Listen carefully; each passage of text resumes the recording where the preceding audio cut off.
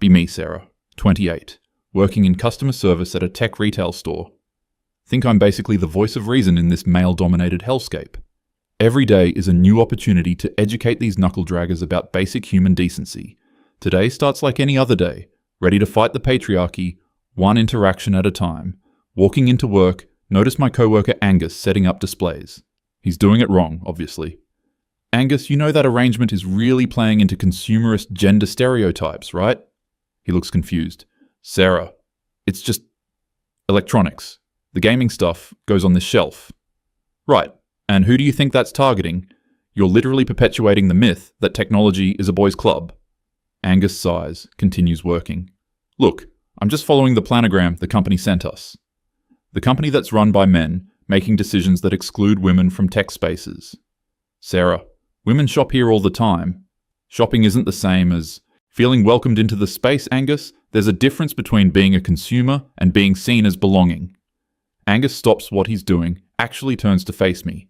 Okay, I'll buy it. What would you do differently? Finally, someone willing to learn. Well, for starters, we could integrate products instead of segregating them by assumed gender preferences. You mean put the pink phone cases next to the gaming keyboards? It's not about pink, Angus. It's about dismantling the assumption that certain technologies belong to certain genders. Angus rubs his temples. Sarah, I've been doing this job for 3 years. Customers find what they want faster when similar things are grouped together. That's because they've been conditioned to think that way by systems like this one. Or maybe people just want to find a phone charger without having to search through the entire store. Getting frustrated with his resistance to growth. This is exactly the kind of thinking that keeps women out of STEM fields, Angus. We sell phone accessories and tablets, Sarah. We're not NASA. Every space is a learning space. Every interaction shapes how people see themselves in relation to technology. Customer walks in, middle-aged guy. Middle-aged guy, looking for a laptop. Angus starts to approach him, but I intercept. Time to model inclusive customer service. Hi there. What kind of laptop are you looking for today? Something for my daughter. She's starting college, wants to study engineering. Perfect opportunity to make a point. That's fantastic. Engineering is such an important field, and we need more women in it. Customer nods politely. Yeah, she's always been good with math and science. Has she had to deal with much discouragement? A lot of girls get pushed away from STEM because of societal expectations. Customer looks a bit uncomfortable. Not really. Her teachers have been supportive. That's good, but she should be prepared for what she'll face in college. Engineering programs can be pretty hostile environments for women. Hostile? Her campus visit seemed fine. Well, it's not always obvious. Microaggressions, being talked over in class, professors unconsciously favoring male students. Angus appears next to us. Sarah, maybe we should focus on finding the right laptop specs. Giving him a look that says, I've got this. The technical specs matter, but so does understanding the context she'll be using it in. Turn back to customer. She'll probably want something that can handle CAD software, but also something that doesn't scream gamer girl, if you know what I mean. Customer looks confused. I'm not sure I follow. A lot of engineering software is marketed toward men with aggressive gaming aesthetics that can make women feel like outsiders in their own field. She just said she wanted something fast with good graphics. Right, but the way these things are marketed matters. She shouldn't have to choose between performance and feeling like the technology is designed for her. Angus jumps in. We have several laptops that meet her performance needs. Would you like to see some options? Customer nods enthusiastically, clearly wants to move forward. But I'm not done educating yet. Before we look at specific models, has she considered the broader implications of entering a field where she'll be surrounded by men who might not take her seriously? Customer's enthusiasm fades. What do you mean? Studies show that women in engineering face higher rates of imposter syndrome, partly because they're constantly having to prove themselves in ways their male peers don't. She seems pretty confident. That's great, but confidence can be worn down by systemic barriers. Has she thought about finding other women in her program to connect with? Angus is getting visibly annoyed. Sir, if you'd like to see some laptops, I can show you our engineering-friendly models. Customer looks relieved. Yes, please. Following them to the laptop display. Angus, you're missing an opportunity to have a meaningful conversation about representation in tech. Angus stops walking. Sarah, can I talk to you for a minute? We shouldn't exclude the customer from conversations about inclusion. Customer speaks up. Actually, I'm fine just looking at laptops. My daughter can handle the social stuff herself. But that's exactly the problem, putting the burden on her to navigate systems that weren't designed with her in mind. Angus is staring at me hard. Sarah, now. Fine, whatever. Excuse ourselves to the back room. What is wrong with you today? Angus demands. I'm trying to provide customer service that actually serves customers instead of just perpetuating harmful systems. You just spent 10 minutes telling a father that his daughter is going to fail because she's a woman. I didn't say she was going to fail. I said she'll face challenges that male students don't face. Angus is pacing now. Do you hear yourself? This guy comes in happy and excited about his daughter's future, and you're telling him she's doomed to fail because of her gender. I'm giving him realistic expectations so he can support her better. You're projecting your own issues onto a complete stranger's family. My issues? Angus, this isn't about me. This is about systemic inequality. No, Sarah. This is about you making everything political when people just want to buy a computer. Everything is political. That's the point you keep missing. A father buying his daughter a laptop is not a political statement. The fact that you think it's not political is exactly the privilege you need to examine. Angus stops pacing, looks at me like he's seeing me for the first time. Sarah, do you realize what you just did to that interaction? I tried to inject some awareness into a conversation that was happening in a bubble of privilege. You took a man's joy about his daughter's achievements and turned it into anxiety about her future failures. Getting defensive because he's clearly not understanding the bigger picture. I'm trying to prepare them for reality. Whose reality, Sarah? Yours. The reality of women in STEM fields. Have you worked in a STEM field, Sarah? Pause. That's not the point. I don't need personal experience to understand systemic oppression. Angus laughs, but not in a happy way. Right, so you've never experienced what you're warning them about, but you're certain it's going to happen to his daughter. Research exists, Angus. Statistics exist. And so do individual people who don't fit your statistics. Exceptions don't disprove patterns. But patterns don't define individuals either. We go back out to find the customer looking at laptops with another employee, Jake. They seem to be having a normal, productive conversation about processing power and warranty options. Approach them to rejoin the conversation. Sorry about that. Did Jake explain our inclusive tech support options? Jake looks confused. Inclusive tech support? You know, making sure she has resources for dealing with bias in her program. Customer interrupts. Actually, we're just comparing these two models. Jake's been really helpful explaining the technical differences. Technical differences are important, but so is the social context of technology. Jake and the customer exchange a look. Customer speaks carefully. I appreciate your concern, but I think my daughter is capable of handling whatever comes up. Of course she's capable. That's not the issue. The issue is that she shouldn't have to handle extra challenges just because she's a woman. Jake tries to redirect. So between these two laptops, the main difference is... Interrupting because this is important. Before we talk specs, has anyone discussed with her the importance of documenting incidents of bias? It can be really valuable for women in tech to keep records. Customer looks actually annoyed now. Records of what? She hasn't even started classes yet. Right, but being proactive about these things helps. When microaggressions happen, and they will happen, having documentation can be really empowering. You keep talking about all these terrible things that are going to happen to her. Why, finally, a direct question I can really address. Because ignoring these realities doesn't make them go away. Women drop out of STEM programs at higher rates than men, and it's not because they're less capable. Maybe some women drop out for reasons that have nothing to do with discrimination. Like what? Customer is getting heated now. Like maybe they find other interests. Maybe they decide engineering isn't for them. Maybe they want to start families. Maybe a million reasons that don't require assuming everyone around them is sexist. Those choices don't happen in a vacuum. Social pressures influence all of those decisions. So women can't make real choices about their own lives? Of course they can, but those choices are shaped by systems that limit their options. Or maybe some women just don't want to be engineers, and that's okay. Getting frustrated with his refusal to engage seriously. When boys don't want to be engineers, nobody asks if it's because of societal pressure. When girls don't want to be engineers, it's seen as natural preference. Don't you see the double standard? Customer takes a deep breath. Look, my daughter has wanted to be an engineer since she was 8 years old. She's taken advanced math and science throughout high school. She's excited about college. I came here to buy her a laptop, not to have someone tell me she's going to be miserable. I never said she'd be miserable. I said she should be prepared. Prepared for what? To assume every interaction is hostile? To look for discrimination in every conversation? Prepared to recognize bias when it happens so she can address it effectively. Jake, who's been quiet, finally speaks up.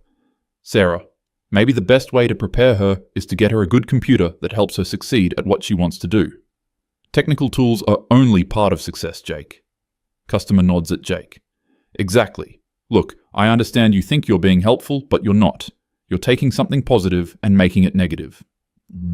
I'm being realistic. No, you're being pessimistic. There's a difference. Angus rejoins our group. Everything okay here? Customer looks relieved to see him. We're trying to decide between laptops, but we keep getting sidetracked. Angus shoots me a warning look. Happy to help with that. What's most important to you in a laptop? Good performance for engineering software, reliable, good warranty. Great. We have several options that fit those criteria. Trying to add value to the conversation. And you'll want to make sure she's comfortable asking for help when she needs it, because a lot of women struggle with that in tech environments. Customer stops looking at laptops, turns to face me directly. Why do you keep doing this? Doing what? Telling me my daughter is going to have problems. Telling me she's going to struggle. Telling me she needs special preparation for things that might not even happen. Because these things do happen, and pretending they don't helps no one. But you don't know my daughter. You don't know what her experience will be like. I know what the research says about women's experiences in engineering programs. Research about other people, not her, getting frustrated because he's missing the point. Individual experiences are shaped by broader patterns. And individual experiences can also break broader patterns, only if we acknowledge the patterns exist in the first place. I'm not denying patterns exist. I'm saying my daughter isn't a statistic. Everyone's experience is individual, but that doesn't mean systemic issues don't affect them. Customer is looking really tired now. Do you have kids? No, but do you work in engineering? No, but I understand. Do you know my daughter? Obviously not, but then why are you so convinced you know what her experience is going to be like? Pause, because this is clearly bad faith. Because I care about women's experiences in male-dominated fields. By assuming those experiences will be negative? By being realistic about challenges that exist? Jake interrupts. Maybe we could focus on finding a laptop that will help her handle whatever comes up. Customer nods gratefully. That sounds perfect. But we shouldn't ignore the context she'll be using it in. Angus steps closer to me. Sarah, why don't you help other customers? I'll finish up here. I'm providing valuable perspective. Customer speaks up. Actually, I'd prefer to work with Angus or Jake. Stung by the rejection, but trying to stay professional. I understand. I just want to make sure you have all the information you need. I have the information I need. I need a laptop for my daughter who's going to study engineering. That's it. Okay, but if you change your mind about discussing the social aspects, I won't. Walking away to help other customers, but lingering close enough to hear their conversation. They're talking about processor speeds and RAM like those are the only things that matter, missing the bigger picture entirely. Next customer is a young guy, maybe college age, looking at gaming equipment. Perfect opportunity to address toxic gaming culture. Looking for anything specific today? Yeah, I need a new headset. Mine broke. Gaming headset? Yeah. Do you play online games? Mostly, yeah. Have you noticed how hostile gaming spaces can be toward women? He looks confused. I mean, some people are jerks online. Right, but women face specific types of harassment in gaming that men don't typically experience. Okay? I'm just wondering if you've thought about how your behavior in games might affect women players. I don't harass people, if that's what you're asking. That's good, but harassment isn't the only issue. Even well-meaning behavior can contribute to unwelcoming environments. Like what? Finally, someone willing to engage. Like assuming women players are less skilled, or being surprised when a woman is good at a game, or making comments about their voice in chat. I don't do any of that stuff. That's great, but do you call out other players when they do? He shifts uncomfortably. I mean, if it's really bad. What counts as really bad to you? Like actual threats or really explicit stuff? But not the smaller stuff that still makes women uncomfortable? I don't know. I'm not responsible for everyone else's behavior. But silence can be interpreted as agreement. When you don't speak up, you're kind of enabling the behavior. So I'm supposed to police everyone in every game? Not police. Just create a more inclusive environment. By starting arguments with strangers online? By making it clear that disrespectful behavior isn't okay? He's getting defensive. Look, I just want to play games and have fun. I'm not trying to make anyone uncomfortable, but I'm also not trying to be the social justice police. Social justice police? Is that how you see efforts to make gaming more welcoming? I see it as making everything complicated when it doesn't need to be. It's only complicated if you think women feeling welcome is complicated. That's not what I said. But it's what you implied. No, it's what you interpreted. Getting frustrated with his defensiveness. When marginalized groups tell you about their experiences, the appropriate response is to listen and learn, not to dismiss their concerns as complicated. I'm not dismissing anything. I'm saying I can't control other people. But you can control your own response to other people's behavior. And I told you I don't harass anyone. Not harassing isn't the same as actively supporting inclusion. So I have to actively fight for inclusion, or I'm part of the problem? Neutrality in situations of injustice supports the status quo. Jesus Christ, I just want to buy a headset. Angus appears again. Everything okay over here? Customer looks relieved again. I'm looking for a gaming headset. She's trying to recruit me for some kind of gaming activism. Angus sighs. Sarah, can you handle inventory in the back for a bit?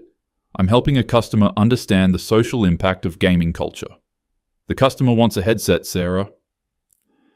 And I'm trying to help him be a better member of gaming communities. Customer interrupts. I didn't ask for help with that. Sometimes we need to hear things we didn't ask for. Customer stares at me. Are you serious, right? Now?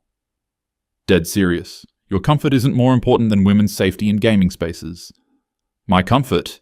You're lecturing me about things that have nothing to do with why I came here. Angus steps between us. Sarah, inventory, now. Fine, but this conversation matters. Customer shakes his head. No, it doesn't. Not here, not now, not with me. Heading to the back room, can hear Angus apologizing to the customer. They're talking about headset features now, completely missing the opportunity for education. Typical male avoidance of uncomfortable topics. Jake finds me in the back room. Sarah, what's going on today? I'm trying to do meaningful work instead of just pushing products. But you're making customers uncomfortable. Sometimes discomfort is the beginning of growth. Or sometimes discomfort is just discomfort, and people leave without buying anything.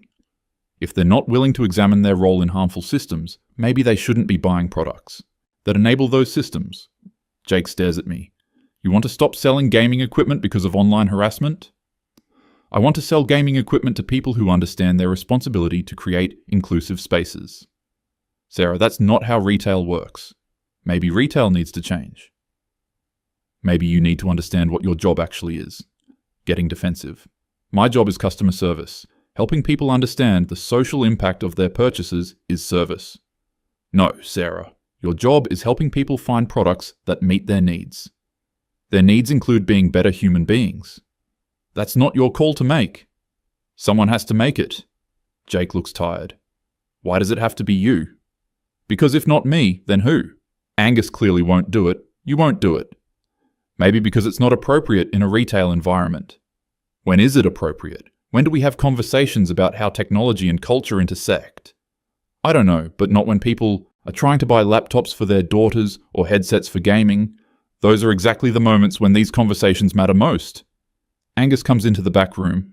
Sarah, we need to talk. About what? About your behavior today. My behavior?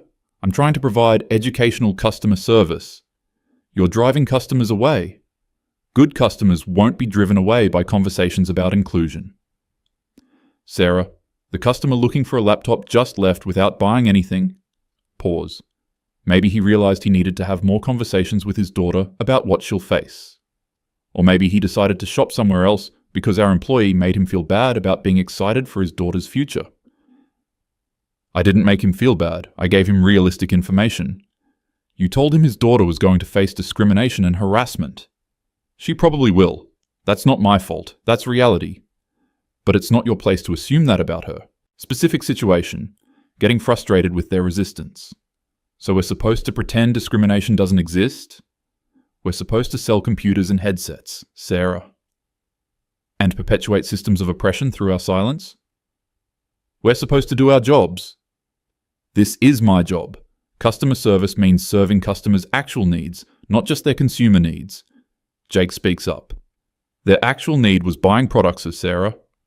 Their actual need is understanding how those products fit into broader systems of power and privilege. Angus and Jake exchange a look. Sarah, sit down. Why? Because we need to have a serious conversation about your approach to customer service. Sitting down reluctantly. I'm listening. Angus takes a deep breath. Do you understand why customers were uncomfortable today? Because they're not used to being challenged to think critically about their role in oppressive systems. Or because they came here to buy things and you lectured them about topics they didn't ask about. Topics that are relevant to their purchases. According to who? According to basic social awareness. Jake leans forward. Sarah, do you think maybe your approach might be counterproductive? Counterproductive how? If people leave here feeling bad or defensive, are they more likely or less likely to think about the issues you want them to think about? Pause to consider this. Sometimes, discomfort is necessary for growth. But if they just avoid the discomfort by shopping elsewhere, no growth happens at all. Starting to get the feeling they're ganging up on me. So your solution is to say nothing? To just enable harmful systems through our silence? Angus sighs. My solution is to do our jobs well and treat customers with respect. I am treating them with respect. I'm respecting their capacity to learn and grow. You're not respecting their right to make purchases without being lectured. Rights aren't more important than responsibilities. Their responsibility to listen to your social commentary, their responsibility to understand how their choices affect others. Jake shakes his head. Sarah, you don't get to decide what other people's responsibilities are. Someone has to. If we all just focus on our own little bubbles, nothing changes. But forcing conversations on unwilling participants isn't effective activism. So what is effective activism? I don't know, but probably not ambushing customers in a retail store, feeling attacked and misunderstood. I'm not ambushing anyone. I'm trying to have meaningful conversations about important topics. With people who didn't consent to those conversations, Angus points out. Consent? We're talking about social awareness, not personal information. Consent to having their shopping experience turned into a social justice workshop. Maybe every experience should be a learning experience. Maybe people deserve to buy headsets without being told they're responsible for online harassment, Jake says. If they're not responsible, then who is? The people actually doing the harassing. And the people who stay silent when harassment happens. So every gamer is responsible for every bad thing that happens in gaming? Every person is responsible for the culture they participate in. Angus throws his hands up. Sarah, by that logic, you're responsible for every bad thing that happens in retail because you work in retail. That's different. How is that different? Because I'm actively working to change retail culture by having these conversations. No, you're making customers uncomfortable and driving away business. Good. If our business model depends on avoiding difficult conversations, maybe we shouldn't be in business. Angus stares at me. Sarah, do you hear yourself? I hear someone who cares more about justice than profit. You hear someone who wants to put her co-workers out of a job for the sake of unsolicited social commentary. That hits different than expected. That's not what I want. But it's the logical result of what you're doing. People need to have these conversations somewhere. Agreed, but somewhere doesn't have to be here, with customers who didn't ask for them. Jake leans back in his chair. Sarah, can I ask you something? Sure. When you talk to customers about these issues, how often do they seem genuinely interested in hearing your perspective? Thinking about today's interactions, it's not about interest, it's about necessity. But if they're not interested, how effective do you think you're being? Effectiveness isn't always immediate. Okay, but if they leave feeling defensive and annoyed, are they more likely or less likely to think positively about the issues you care about? Pause. They might think about them later. Or they might associate those issues with being lectured by a stranger while trying to shop. This is an uncomfortable thought. So you think I should just stay silent? I think you should consider whether there might be more effective ways to promote the changes you want to see. Like what? Angus speaks up. Like focusing on being excellent at your actual job, so people have positive experiences here. Positive experiences that reinforce harmful systems? Positive experiences that make people feel good about shopping here so they come back and tell their friends. And then what? More people come here to buy things without thinking about the broader implications? More people come here and interact with someone who does excellent work and treats them well. That's not enough. Why not? Struggling to articulate this. Because there are bigger problems that need addressing. And you think addressing them in our store with customers who didn't ask is the most effective approach? Someone has to start these conversations somewhere. But does it have to be you, here, now, with unwilling participants? Getting emotional because they're not understanding. If not me, then who? If not here, then where? If not now, then when? Jake speaks gently. Sarah, there are lots of people having these conversations in lots of places. You don't have to carry the entire burden of social change. But if everyone thinks someone else will do it, no one does it. That's not true. People are working on these issues in appropriate contexts all the time. Appropriate contexts? Contexts where people choose to engage with these topics. People don't choose to confront uncomfortable truths. That's why they need to be confronted with them. Angus sighs deeply. Sarah, what if forcing these conversations actually makes people more resistant to the ideas you care about? This stops me short. What do you mean?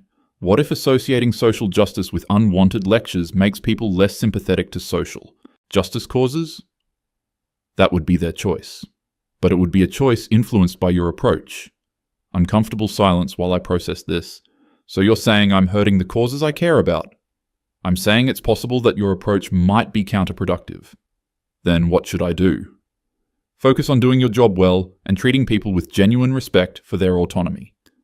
Autonomy to remain ignorant. Autonomy to make their own choices about when and how they engage with social issues. Even if those choices perpetuate harm? You can't control other people's choices, Sarah. You can only control your own. Feeling defeated, but still convinced I'm right.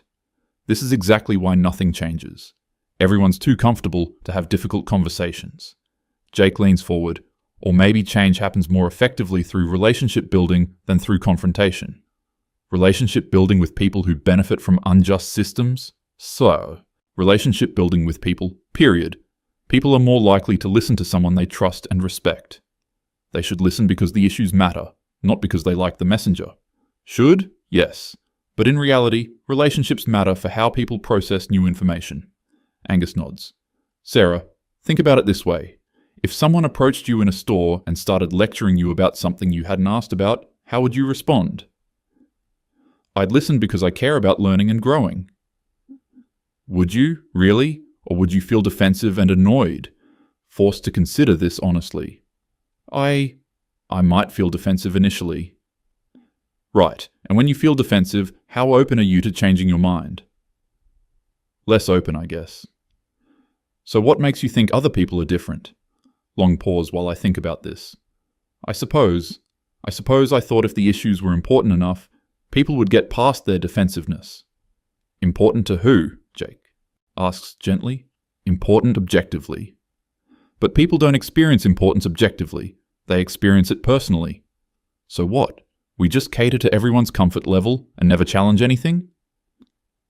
No, Angus says. We find ways to challenge that are actually effective. And you don't think confronting people with uncomfortable truths is effective? Not when they haven't chosen to be confronted.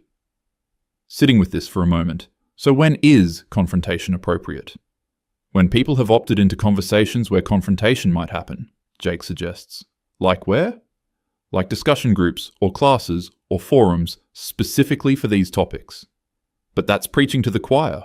The people who need to hear these messages aren't in those spaces. Maybe, Angus says, but forcing messages on unwilling audiences might not reach them either. So how do we reach them? By building relationships first, by earning the right to be heard. Earning the right? These are basic human rights issues.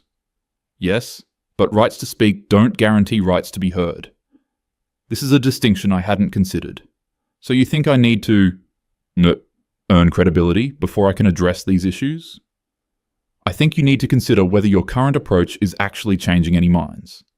Reflecting on today's interactions, the laptop customer seemed pretty resistant. How did that make you feel? Frustrated, like he was choosing to stay ignorant. And how do you think it made him feel? Probably defensive, maybe attacked.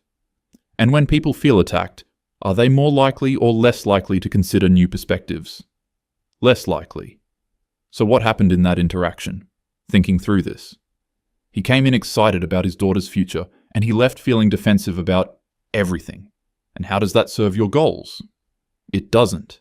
It might actually work against your goals. Feeling the weight of this realization, Jake speaks carefully. Sarah, it seems like you really care about these issues. I do. And you want to make a positive difference. More than anything. But what if the way you're trying to make a difference is actually creating more resistance to the changes you want? This hits hard. You think I'm making things worse? I think your intentions are good, but your approach might be counterproductive. So what should I do differently? Angus speaks up. Focus on being the kind of person others want to listen to. What does that look like? Excellent at your job, kind to customers, respectful of their autonomy, someone who builds trust over time. And then what? Then maybe, in the right contexts, with people who trust you, you might have opportunities for the conversations you want to have. But that could take forever. Sustainable change usually does take time, Jake says gently. Meanwhile, harmful systems keep operating, and confrontational approaches might strengthen people's commitment to those systems. Sitting quietly, processing all of this, starting to see how today's interactions might have looked from the customer's perspectives. I think I might have made some mistakes today. We all make mistakes, Angus says. The question is what we learn from them. I wanted to help people understand important issues. That's a good goal.